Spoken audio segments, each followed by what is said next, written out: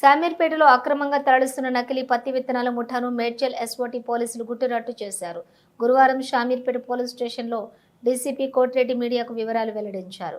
కర్ణాటక నుండి తెలంగాణలో ఇతర ప్రాంతాల రైతులకు పత్తి విత్తనాలను తరలిస్తున్నారన్న సమాచారంతో రంగంలోకి దిగిన మేడ్చల్ ఎస్ఓటీ పోలీసులు చాకచక్యంగా నకిలీ పత్తి విత్తనాల ముఠాను పట్టుకున్నారు.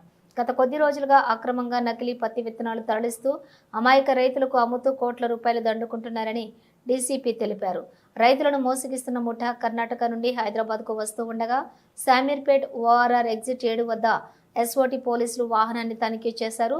వాహనంలో పైన జొన్నలు, లోపల నకిలీ విత్తనాలు 37.5 క్వింటాలు తరలిస్తున్నట్లుగా ఎస్ఓటీ పోలీసులు గుర్తించారు. డ్రైవర్ను అదుపులోకి తీసుకుని వాహనాన్ని శామీర్పేట పోలీస్ స్టేషన్కు తరలించారు. డ్రైవర్ నరేష్ను అదుపులోకి తీసుకున్నామన్నారు. డ్రైవర్ నరేష్ మంచిర్యాల జిల్లా కాగా మరో 2 రమణ, సురేష్ పరారీలో ఉన్నట్టు డీసీపీ సురేష్ మంచిర్యాల జిల్లా కాగా రమణ కర్ణాటక ప్రాంతానికి చెందిన వారుగా పోలీసులు వారి వద్ద నుంచి 37.50 కిలోల నకిలీ విత్తనాలతో పాటుగా ఒక మొబైల్ ఫోన్, ఒక ఐచర్ వాహనాన్ని స్వాధీనం చేసుకోగా వీటి విలువ మొత్తం దాదాపుగా 98.75 లక్షలు ఉంటుందని డీసీపీ చెప్పారు. ఎవరికైనా నకిలీ విత్తనాలు అమ్ముతున్నట్లు కొనుగొడుతున్నట్లుగా తెలిస్తే డయల్ 100కు ద్వారా పోలీసులకు సమాచారం అందించాలని డీసీపీ కోటిరెడ్డి కోరారు. భారతదేశంలో మన ఇండియాలో హెర్బిసైడ్ టాలరెంట్ పత్తి అంటారు. అంటే కలుపు మందులు తట్టుకొని పెరిగే పత్తి మన ఇండియాలో ఎటువంటి అనుమతులు కానీ వీటికి లేవు ముందు నుంచి కూడా. ఇది ఏంటి అంటే ఈ పత్తి BG3 అంటారు. మన ఇండియాలో BG1, BG2కి అనుమతులు ఉన్నాయి, BG3కి అనుమతులు లేవు. ఇది మనము గ్లైకోసిట్ అనే మందు మనకు రోడ్ల మీద కానీ ఓరాల మీద కానీ రైతులు స్ప్రే చేస్తుంటారు గడ్డి రాకుండా.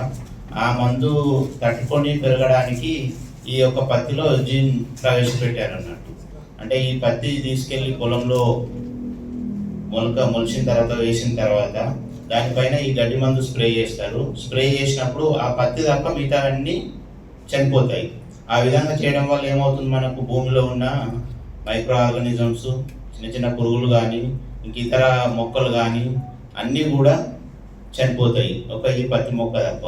ఇది రైతుకు ఆయనకు దీని వల్ల జరిగే దుష్పరిమాణాలు అవగాహన లేక వాడుతున్నాడు. ఆయనకు ఇన్స్టాంట్గా లాభం జరుగుతుందని వాడుతున్నాడు. కానీ దీనివల్ల ఇది కంటిన్యూ ఒక 3 పంటలు 3 సీజన్లు స్ప్రే చేసినచో రైతుకు క్యాన్సర్ వచ్చే అవకాశం ఉంది. ఇది ఆల్రెడీ సైంటిఫికల్గా ప్రూవ్ అయింది.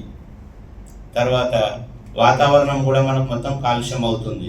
అంటే జీవవైవిధ్యమే కాకుండా మనకు పైన ఉండే మన గాలి కానీ ఇవన్నీ కూడా పీల్చడం ద్వారా మిగతా చుట్టుపక్కల ఉన్న ప్రాంతాల రైతులకు కానీ, తర్వాత పశువులు కూడా ఈ యొక్క పత్తి ఆకులు పశువులు మేసినప్పుడు పశువుల పాల ద్వారా కూడా పాలు తాగిన మన అందరికి కూడా విస్తరిస్తుంది క్యాన్సర్ కారకాలు.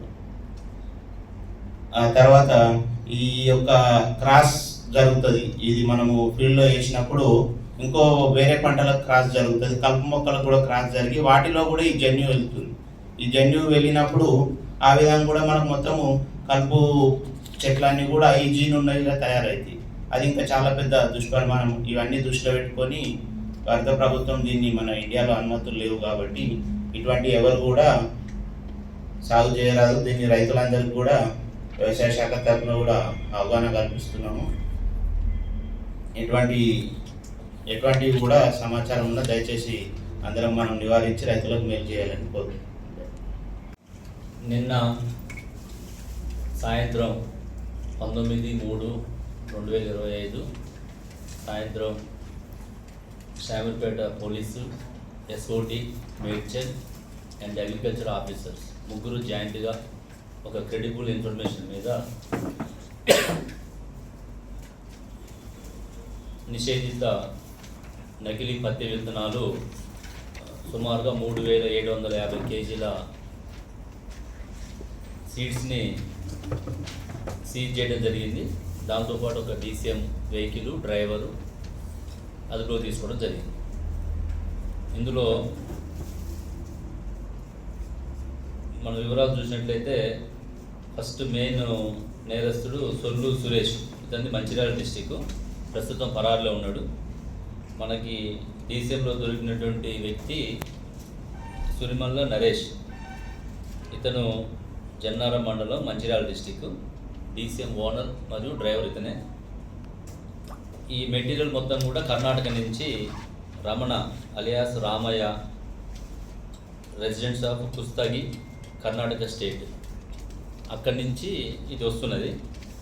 ఎవరైతే A1 ప్రధాన నిందితుడు సురేష్ ఉన్నాడో, సురేష్ అక్కడ ఉన్న కర్ణాటకలో ఉన్నటువంటి రమణతోటి మాట్లాడుకోవడము, ఇది ఆల్రెడీ బ్యాండ్, ఇక్కడ మన దగ్గర దానికి పర్మిషన్ లేదు, ఎక్కడ లేదు, ఇక్కడే కాదు కర్ణాటక లేదు, ఇండియాలో ఎక్కడ లేకపోయినప్పుడు కూడా వాళ్ళు రైతులు మభ్యపెట్టి వాళ్ళు సొమ్ము చేసుకోవాలనే ఉద్దేశంతో ప్లాన్ చేసుకొని ఈ DCM ఎంగేజ్ చేసుకొని అతనికి నరేష్ అనేటువంటి వ్యక్తికి ఎక్కువ కిరాయి ఇచ్చి, నార్మల్గా అయితే రారని చెప్పేసి ఎక్కువ కిరాయికి ఇచ్చేసి ఇతను ఎంగేజ్ చేసుకోవడం జరిగింది. ఇతను కూడా ఆ విషయం తెలుసు. దాంతో మనకి ఇక్కడ మన SOT వాళ్ళు, ఇక్కడ అడిషనల్ మన DCP గారు ఉన్నారు శ్రీనివాస్ గారు, అడిషనల్ DCP విశ్వప్రసాద్ గారు, అదేవిధంగా మా ACP Ramulu, inspector Srinath, SOT inspector Shyam Sundar, వీళ్ళందరూ కూడా, అదేవిధంగా అగ్రికల్చర్ ఆఫీసర్ కూడా శ్రీనివాస్ గారు, వీళ్ళందరూ ఇన్ఫర్మేషన్ని కలెక్ట్ చేసుకొని ఆ వెహికల్ వస్తున్న మూమెంట్ని ట్రాక్ చేసి మన ORR ఎగ్జిట్ దగ్గర దాన్ని ఇంటర్సెప్ట్ చేయడం జరిగింది. చేసి ఇమీడియట్గా అందులో ఉన్న మెటీరియల్ కూడా శాంపుల్స్ తీయడము, దాన్ని ప్రైమరీగా టెస్ట్ చేసుకోవడము, అవి బ్యాండ్ ఐటమ్స్ అని మనం నిర్ధారణ చేసుకున్న తర్వాత ఇమీడియట్గా పోలీస్ స్టేషన్ తీసుకొచ్చి కేసు రిజిస్టర్ చేయడం జరిగింది.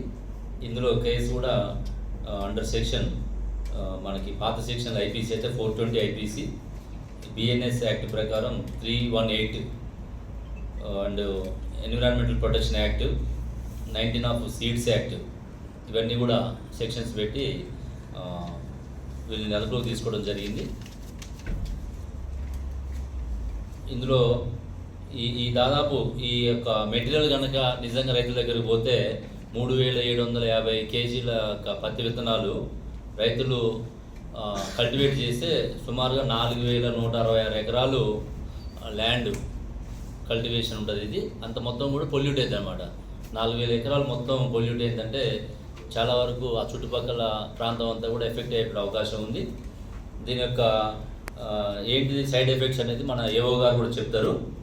దానికి ముందు ఈ కేసులో బాగా పనిచేసినటువంటి అధికారులందరూ కూడా ఇప్పుడు నేను చెప్పిన పేర్లు DCP SOT శ్రీనివాస్ గారు, అడిషనల్ DCP విశ్వప్రసాద్ గారు, అదేవిధంగా మా ACP పేట్ బషీరాబాద్ రాములు, ఇన్స్పెక్టర్ శ్రీనాథ్ వాళ్ళ స్టాఫు, అదేవిధంగా SOT ఇన్స్పెక్టర్ శ్యాము అండ్ వాళ్ళ స్టాఫు, వీరందరినీ కూడా CP సార్ ప్రత్యేకంగా అభినందించడం జరిగింది.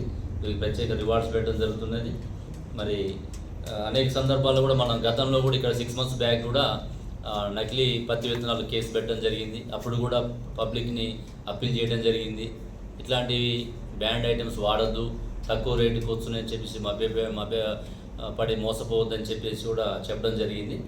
ఇది మన దగ్గర కాదు, ఓన్లీ మన కాడ ట్రాన్సిట్ పాయింట్. ఇది మన యొక్క ఆఫీసర్స్ అలర్ట్గా ఉండి ప్రోయాక్టివ్గా ఉండి ఇంటెలిజెన్స్ కలెక్షన్ చేసుకొని ఇక్కడ చేయడం జరిగింది. కర్ణాటక నుంచి వస్తూ మన మీద నుంచి ఆన్ ద వేలో మంచిర్యాల పోతుంది ఇది.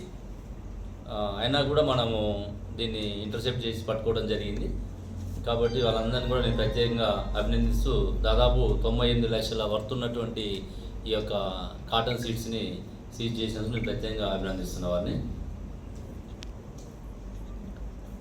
జనరల్గా సాధ్యమైనంత వరకు గాంజా కానీ ఈ నకిలీ విత్తనాలు కానీ ఇంకా వేరే సంబంధించిన దాంట్లో కూడా మన సైబరాబాద్ పోలీస్ కానీ ఇక్కడ SOT కానీ చాలా ఎఫెక్టివ్గా ఇంటెలిజెన్స్ కలెక్ట్ చేయడంలో, ఇన్ఫర్మేషన్ సిస్టమ్ డెవలప్ చేసుకోవడంలో బాగా యాక్టివ్గా ఉండబట్టి మనం ఇట్లాంటి కేసులు చేయగలుగుతున్నాం. మిగతా వాళ్ళకు కూడా ఎవరైనా సరే ఇట్లాంటి ఇల్లీగల్ యాక్టివిటీస్ చేయాలనుకుంటే మాత్రం ఈ ప్రాంతంలో పోలీస్ చాలా యాక్టివ్గా ఉంటుందన్న విషయాన్ని మీరు గుర్తుపెట్టుకోవాలని చెప్పి తెలియజేస్తుంది.